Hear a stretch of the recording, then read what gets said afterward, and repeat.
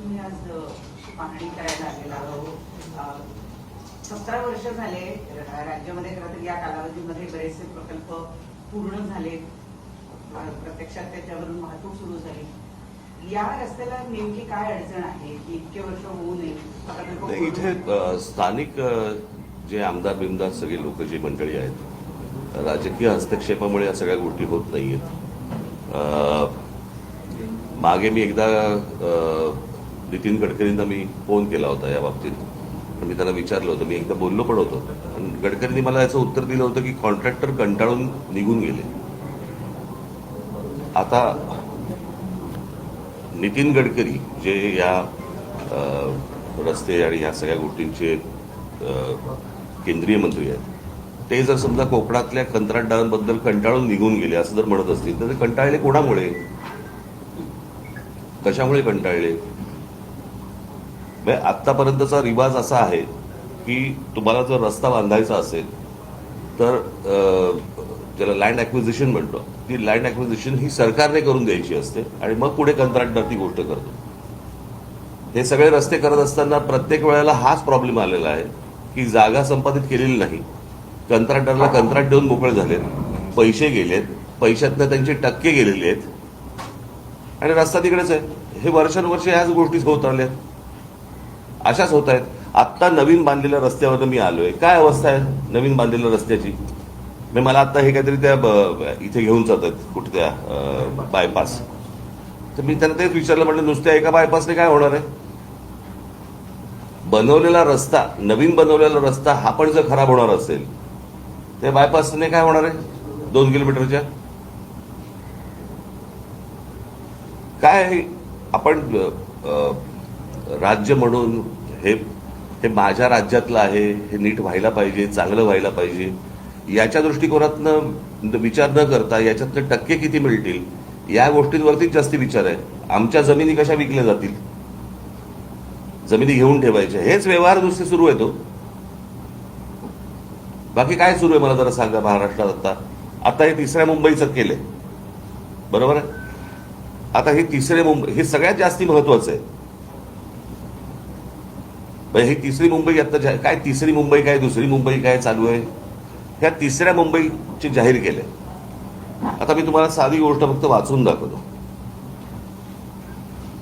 या 3ऱ्या मुंबईमध्ये काय गोष्टी येणार आहेत तर इथे educational city, medical city, sports city, data centre, global capability centre, संशोधन संस्था आणि बीकेसी पेक्षाही मोठं व्यावसायिक केंद्र उभारलं जाणार आहे.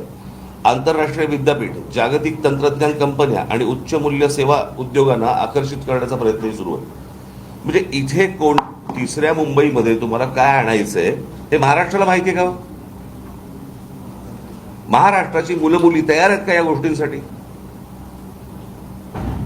म्हणजे आपल्याकडचा जो कोणी शेतकरी आहे, आपल्याकडचा जो कोणी जमीनधारक जो आहे, तो फक्त माझी जमीन मालक एवढाच राहणार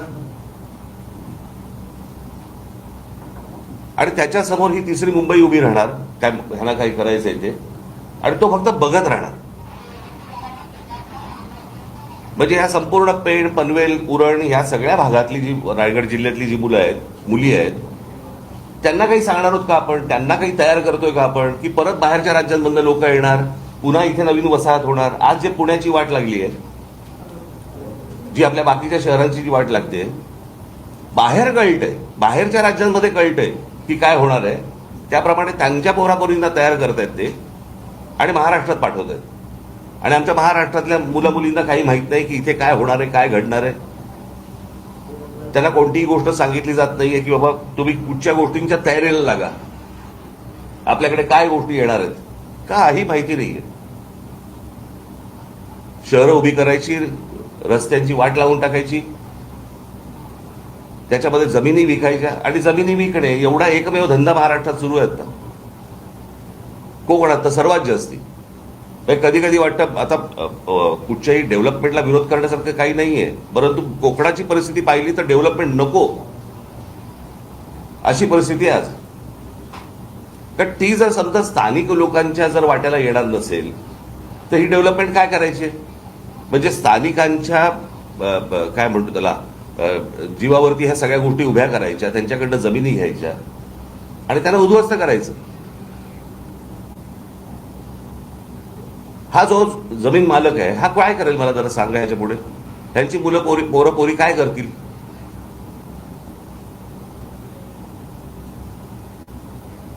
काय चाटायचे ते रस्ते? आमच्याकडची जमीन, आमच्याकडचं पाणी, आमच्याकडची वीज आणि ह्याच्यावर पोचले कोण जाणार? बाहेरचे. महाराष्ट्रामधल्या मुलामुलींच्या उपयोगाची जर समजा प्रगती, डेव्हलपमेंट ही जर होत नसेल, काय चाटायची ती प्रगती?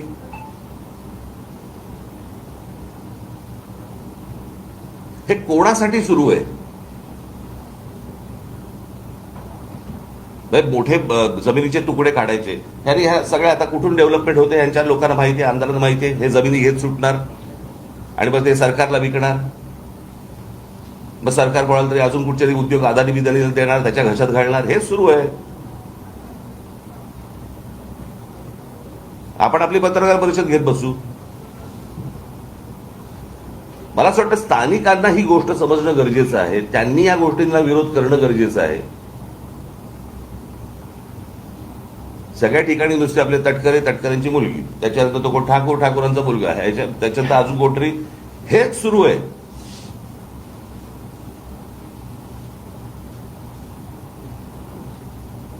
आणि आमच्या लोकांना समजत नाहीये की काय प्रकारचं पुढे काय त्यांच्या समोर आयुष्यात वाढून ठेवलेलं आहे.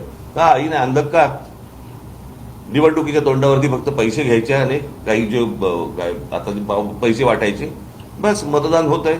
आमदार निवडून येत आहेत, खासदार निवडून येत आहेत, आमच्या पायाखालच्या जमिनी जात आहेत, जाऊ देत. असाच महाराष्ट्र विकला जाणार. सर्वाधिक उद्योग किंवा सर्वाधिक गोष्टी या रायगड जिथे आपण आता आहोत या संपूर्ण परिसरामध्ये मोठ्या प्रमाणात होताना दिसत आहेत. पण इथेच पालकमंत्री पदावरून वाद सुद्धा सातत्यानं, मला ते फालतू गोष्टी आहेत, त्या अत्यंत फालतू गोष्टी आहेत. पालकमंत्री, पालक म्हणजे कोण? आईबाप ना. यांना आईबाप मानायचे का? माझं मत आहे सरकार नावाची एक गोष्ट असते. सरकारने ह्या गोष्टींचे निर्णय घ्यायचे असतात. सरकारने आपल्या लोकांचं जे काही हित आहे ते सांभाळायचं असतं. हे काय पालकमंत्र्याचं काम नाहीये ना. म्हणजे आता त्या सिंगापूरच्या कुठच्याही कंपनीला सांगितलेलं की 30 आठवड्याच्या आत आम्हाला संपूर्ण आराखडा आखून द्यायचा आहे. माहितीये का रायगडला? आमच्या मुलामुलींना माहिती आहे का कोणत्या प्रकारचे जॉब्स येणार आहेत? काही कल्पना आहे का आपल्याला? काही माहिती नाहीये.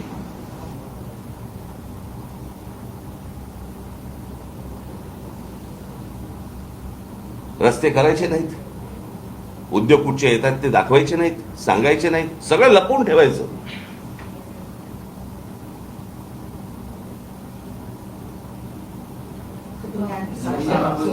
सोयीस्कर सर्वसामान्य लोकांना अंधारात ठेवलं जाते. अर्थातच. मग म्हणजे काय? ते कोणाच्या ते उद्योगपतींच्या हिताचं सगळं सुरू आहे ना. अजून काय सुरू आहे? साहेब 1 जून पर्यंत 1 जून 2026 पर्यंत हे सगळं काम होईल अशी ग्वाही सुनील तटकरे यांनी दिली होती. मंत्री भरत गोगावले यांनी पाहणी सुद्धा केली होती. 15 वर्ष ऐकतोय ना आपण. हे किती वाया झाले आतापर्यंत? आत्ता ही परिस्थिती आहे, बरोबर आहे. परत तुम्ही उद्या येणारच आहात गणपतीच्या वेळेला. मग आमच्या चाकरमानी कसे अडकले आहेत आणि मग कसे खड्डे पडले आहेत. वर्षानुवर्ष ते, मला असं वाटतं 15 वर्षापूर्वीचं फुटेज काढून जरी तुम्ही आता दाखवलं तरी तेच आहे. नवीन कशाला पाहिजे तुम्हाला? यावर्षी ते चित्र आहे. कारण अनेक चाकरमानी रस्ता खराब असल्यामुळे ट्रेनचा पर्याय घेतला. तर अजूनपर्यंत 30 गोष्ट सुरू आहे असं कोणाला असं वाटतं का तुम्हाला? 30 गोष्ट म्हणजे गेली, मला असं वाटतं स्वातंत्र्य मिळाल्यापासून तेच सुरू आहे ना.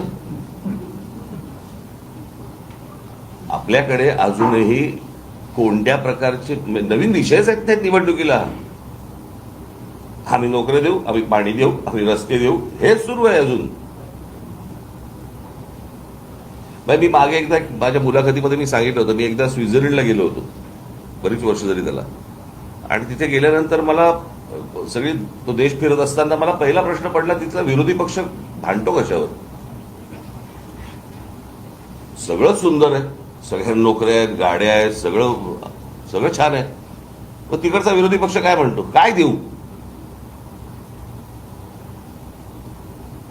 आपल्याकडे हेच सुरू आहे वर्षानुवर्ष. आपण त्याच विषयांवरती निवडणुका लढतो, तेच विषय सुरू आहेत. काही त्याच्यामध्ये बदल नाही. तुम्ही आता तिसऱ्या मुंबईवरती बोललात, परंतु मुख्यमंत्र्यांकडून असं वारंवार सांगितलं की जेव्हा कुठे विकास होत असेल तेव्हा सुरुवातीला विरोधकांकडून विरोधच होतो, त्यानंतर अरे विकासाला विरोध नाहीये. माझं म्हणणे, माणसांना अंधारात ठेवू नका. इथल्या मुलामुली आपण तेच बोलतोय का? साहेब, एक प्रश्न. माणगाव आणि रोहा यामध्ये मुंबई दिल्ली कॉरिडॉर येणार होते आणि त्यासाठी शेतकऱ्यांची सुरुवातीला भूसंपादन जागा काढण्यात आली आणि तेव्हा सांगण्यात आलं होतं की रासायनिक जे कारखाने आहेत ते येणार नाही. मात्र आता प्रत्यक्षात जे आहे ते रासायनिक कारखाने अरे मी मागे पण एकदा इथे कोकणामध्ये आलो असताना मी म्हटलं होतं की तुम्ही हे जे उद्योग येत आहेत ह्यांच्यामध्ये पार्टनर व्हा. कळलं का? तुम्ही जमिनी विकून तुमचा विषय संपला. आपण एक त्यातलं सुंदर उदाहरण जर समजा आपण बघितलं तर पुण्यामध्ये मगरपट्टा, बरोबर आहे. सगळे शेतकरी एकत्र आले, सगळ्या शेतकऱ्यांनी मिळून एक मोठ्या प्रकारचा एक प्रकल्प उभा केला, बरोबर आहे. ते जमीन मालकही राहिले आणि प्रकल्पाचे मालकही राहिले. मग ही गोष्ट आपल्या महाराष्ट्रात इतर ठिकाणी काय नाही होत?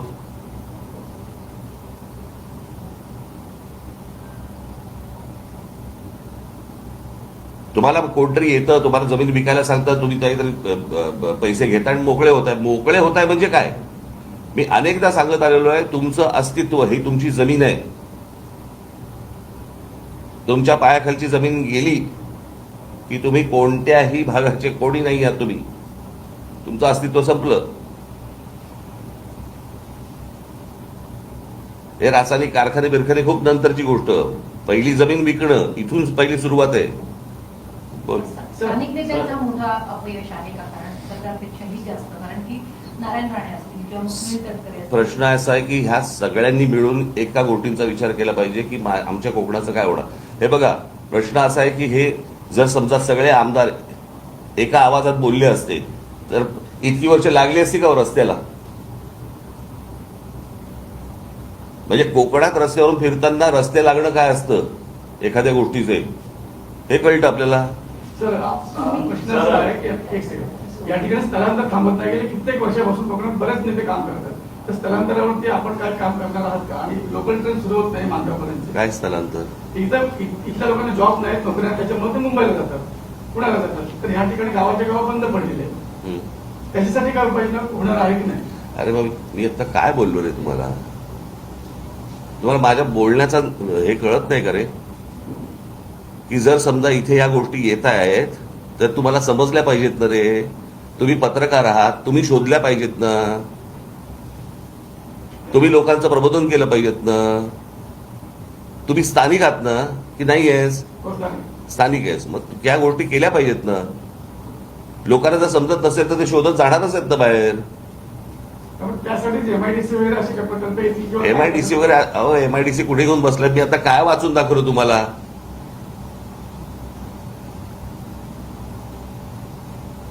सरकारचं इथे काय आणायचं चालू आहे आणि इथल्या लोकांना, स्थानिकांना माहिती नाहीये इथे काय येणार आहे. तुम्हाला कळतंय का प्रकल्प काय आहे तो? समजतंय का? तुम्ही कुठच्या एमआयडीसी जुन्या गोष्टीत राहू नका आता.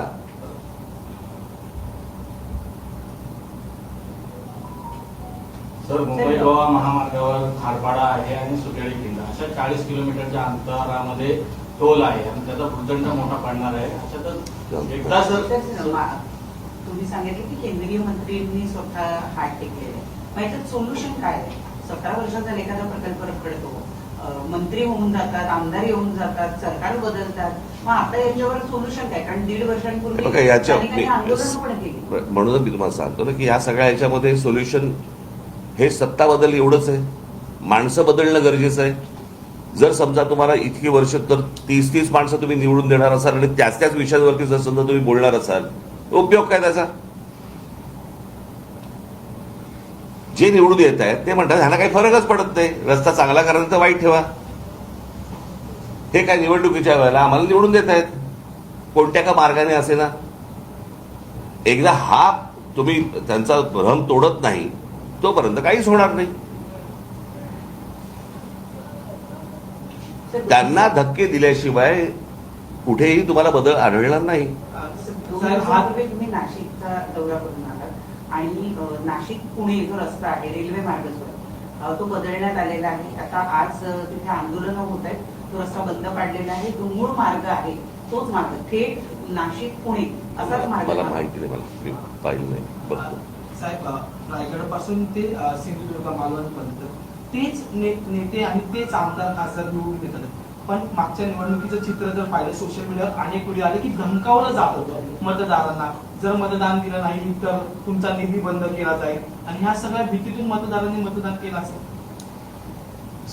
समजा निधी येतोय असं पकडूया, तरी काय बदल होतोय? कोणता निधी येतोय जो बंद करायची धमकी दिली जाते? येऊनही उपयोग नाही ना. परिस्थिती बदलते का काही? मग मतदारांनी या गोष्टींचा विचार केला पाहिजे.